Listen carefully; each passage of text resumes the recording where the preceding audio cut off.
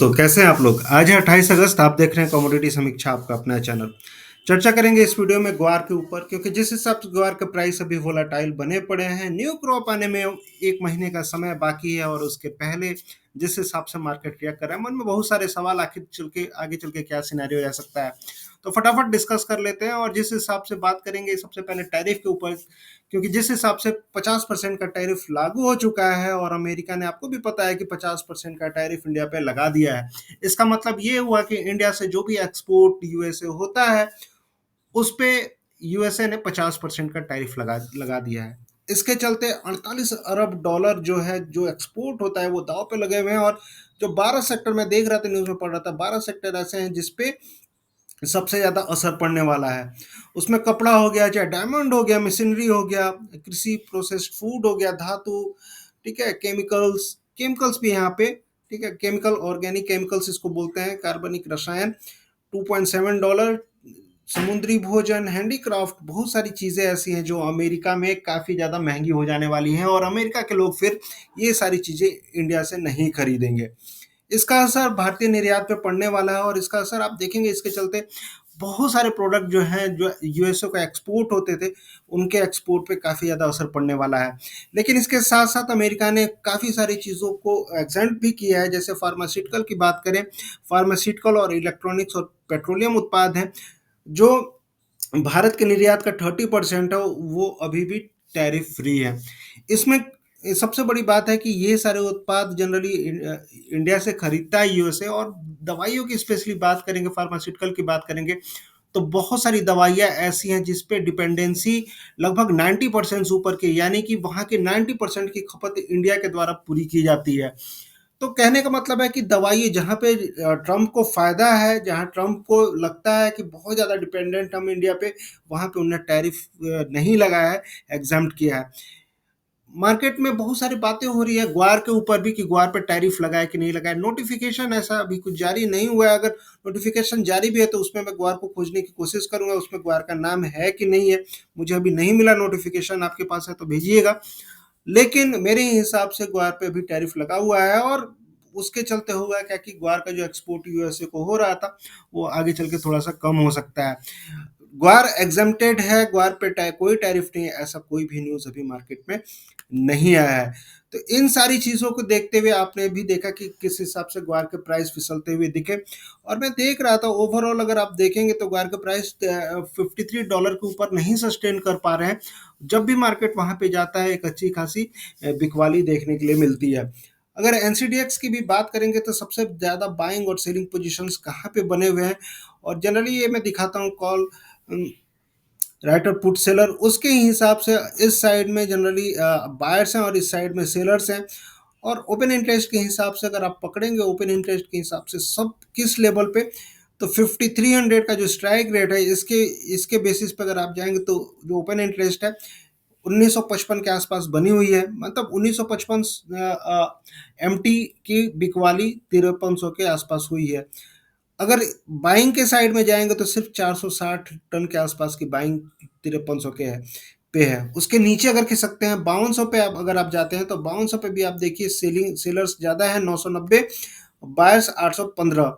उसके नीचे अगर जाते हैं तो 5100 पे बायर्स ज़्यादा हो गए हैं, 1085, सेलर्स हैं ही नहीं।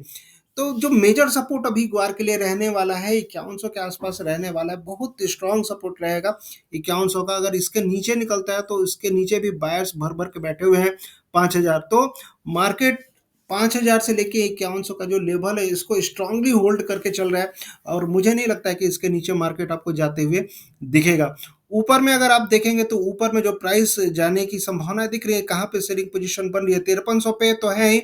लेकिन अगर मान लीजिए मार्केट किसी कारण से 5300 के ऊपर अगर बैठता है, 5300 के ऊपर निकल जाता है, तो जो संभावनाएं निकल के आ रही हैं वो 5500 तक जाती हुई दिख रही हैं। यानी कि 5300 के ऊपर अगर मार्केट निकलता है तो 5450 से लेके 5500 तक के लेवल आपको ग्वार में बनते हुए दिख सकते हैं, क्योंकि सेलर्स इन्हीं लेवल पे बैठे हुए हैं।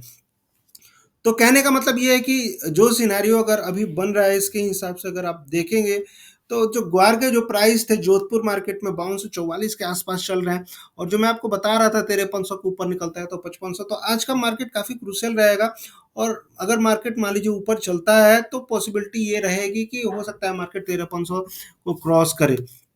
वही हाल ग्वारकम में भी 9833 के आसपास ट्रेड करा था जोधपुर में, लेकिन सितंबर कॉन्ट्रैक्ट 9740, लगभग 93 रुपए नीचे जोधपुर मार्केट से सितंबर कॉन्ट्रैक्ट चलते हुए दिख रहा है। वही अगर आप स्प्रेड की बात करेंगे, जो अक्टूबर कॉन्ट्रैक्ट है वो सितंबर से 150 रुपए प्रीमियम में चल रहा है। तो ओवरऑल अगर सिनेरियो के हिसाब से देखेंगे ग्वार का, तो ग्वार का जो सिनेरियो निकल के आ रहा है मेरे हिसाब से, टैरिफ को लेके थोड़ी सी संभावना आज रहेगी मार्केट में, क्योंकि जिस हिसाब से टैरिफ को लेके बातें हो रही हैं, ओवरऑल सिनेरियो जो निकल के आ रहा है, जो सपोर्ट निकल के आ रहा है, सपोर्ट नीचे में अगर आप देखेंगे तो सपोर्ट जो है वो 5229, अगर ट्रेंड लाइन अगर ये वाली मैं पकड़ूं 5229 के आसपास, अगर इसको मार्केट अगर तोड़ता है ग्वार सीड का, तो जो लेवल रहेगा नेक्स्ट सपोर्ट रहेगा 5170 के आसपास, और उसके नीचे 5130। तो जो क्रूशियल सपोर्ट मैंने आपको बताया था 5100 के आसपास, 5100 से लेके 5130 का सपोर्ट रहेगा। और ऊपर में जो संभावना है आपको बनती हुई दिख रही है, अगर मान लीजिए मार्केट इसके ऊपर निकल जाता है, ये मूविंग एवरेज के ऊपर 5300 के ऊपर, तो धीरे धीरे ये 5300 और फिर इन स्तरों के आसपास 5350 के आसपास जाने की कोशिश करेगा मार्केट। अगर आप ग्वारगम की बात करेंगे तो ग्वारगम में भी एकदम ट्रेंड लाइन सपोर्ट पे ही चल रहा है। अगर इसके नीचे अगर खुलती है, अगर मार्केट अगर इसके नीचे क्लोजिंग देता है, इसके नीचे मतलब 9700 के नीचे क्लोजिंग देता है, तो जो सपोर्ट आएगा, नेक्स्ट सपोर्ट निकल के आ रहा है वो 9600 के आसपास आ रहा है। तो ये लेवल आपको ध्यान में रखना चाहिए। अगर 9600 का नीचे मार्केट निकलता है तो फिर ये 9330 9320 के आसपास भी जा सकता है। तो टैरिफ का इम्पैक्ट रह सकता है, तो मार्केट को खुलने दें, थोड़ा समझे देखें, उसके बाद ही इसमें आपको पोजीशन बनाना है। जब लगेगा मार्केट सस्टेन कर रहा है, इस ट्रेंड लाइन को सस्टेन कर रहा है, चाहिए ये जो लेवल्स जो मैंने बताया इनको सस्टेन कर रहा है, रिस्पेक्ट कर रहा है, तो फिर ही फ्रेश खरीदारी करनी है। अदरवाइज थोड़ा सा वेट एंड वॉच देखना है, क्योंकि टैरिफ इम्पोजिशन के बाद का ये पहला दिन है। तो उस हिसाब से अगर आप देखेंगे तो मार्केट में काफ़ी ज़्यादा वोलेटिलिटी रहने वाली है। अभी जो ग्वार गम की बात करेंगे तो ग्वार गम मूविंग एवरेज के नीचे चल रहा है डेली चार्ट पे, और इस हिसाब से जो ट्रेंड लाइन सपोर्ट निकल के आ रहा है वो मैंने ऑलरेडी आपको बताया कि 9700 के आसपास, उसके नीचे 9600। तो ये लेवल ध्यान में रखें। अगर मान लीजिए 9700 से मार्केट यहीं से घूमता है, तो ऊपर में जो संभावना आएगी आपको 9950 तक, अगर इसके ऊपर निकलता है तो फिर हम बात करेंगे 10,150 की। तो ऊपर में 10,150 और नीचे में 9600, इस रेंज में ग्वारगम की ट्रेडिंग आपको बनते हुए दिखेगी। ग्वारसीट की अगर आप बात करें तो ग्वारसीट में ऊपर में 5350 और नीचे में 5100 के बीच में ट्रेड करते हुए दिखेगा। जो बायस रहना चाहिए मेरे हिसाब से, ज़्यादातर संभावना मुझे लगती है कि थोड़ा सा गिरावट होने के बाद ही मार्केट बढ़ना चाहिए। तो थोड़ा सा वेट आपको करना है, जल्दीबाजी आपको नहीं करनी है। 5350 के ऊपर अगर मार्केट निकला तो मैंने ऑलरेडी आपको बताया था कि 5500 तक की भी संभावना ग्वार में बनती हुई आपको दिखेगी। तो ये था ग्वार पे। और उसके अलावा अगर आप बात करेंगे स्टॉक के हिसाब से, एक चीज़ मैं और देख रहा था, एनसीडीएक्स पे जो स्टॉक्स है, एनसीडीएक्स पे ग्वार के स्टॉक पिछले साल के कंपेयर में काफ़ी ज़्यादा है, और ये चिंता वाली बात है, क्योंकि अगर आप स्पेशली ग्वार सीड का स्टॉक देखेंगे तो ग्वार सीड का स्टॉक 17,065 के आसपास, 17,065 टन के आसपास था। पिछले साल जो स्टॉक्स था अगर आप देखेंगे तो पिछले साल का स्टॉक ग्वार सीड का 14,589 के आसपास था, 14,589। तो तो उस हिसाब से देखें तो ग्वार सीड का स्टॉक अभी पिछले साल के कंपेयर में ज़्यादा है। उसी तरह अगर आप ग्वार गम के स्टॉक की बात करेंगे तो ग्वार गम का जो स्टॉक था वो अभी 26,575 के आसपास है। यानी कि ग्वार गम का जो स्टॉक है 26,575 है। पिछले साल ये जो स्टॉक था वो 19,579 के आसपास था, यानी कि 19,579 टन। तो ग्वारगम ग्वारसीड दोनों का स्टॉक एनसीडीएक्स पर भी ज़्यादा पड़ा हुआ है, तो हो सकता है इसके चलते भी थोड़ा सा प्रेशर है। तो इसीलिए मैं बोल रहा हूँ थोड़ा सा रुक के करिएगा, 1-2 घंटे देखिए मार्केट कैसे रिएक्ट करता है टैरिफ के ऊपर, स्टॉक्स के ऊपर। इसके अलावा फसल की अगर आप बात करेंगे तो फसल के साइड से ऑलरेडी मौसम जिस हिसाब से ड्रायर बना हुआ है, बहुत सारी बातें हो रही है कि फसल को दिक्कतें हैं, लेकिन देखते हैं कैसा है। लेकिन ये बात सत्य है कि बारिश काफ़ी ज़्यादा कम हो रही है वेस्टर्न राजस्थान में, उसको देखते हुए फसल की समस्याएं निकल के आ रही हैं। ऑलरेडी गवर्नमेंट के जो आंकड़े आए थे उसमें हमने देखा था कि जो सोइंग हुई थी, ओवरऑल सोइंग पिछले साल के कंपेयर में 4 से 5% तक की सोइंग कम हुई है।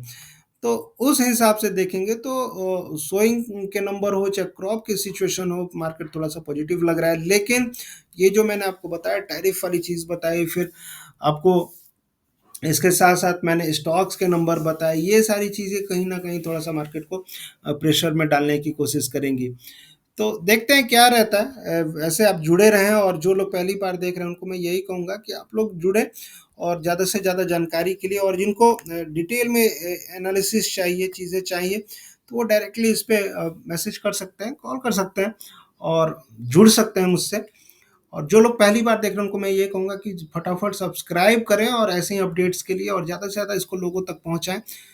फिर देखते हैं नेक्स्ट वीक के लिए क्या रहेगा सिनेरियो, और अगले 1-2 महीने के लिए क्या रहेगा सिनेरियो, मैं आपको बताऊँगा।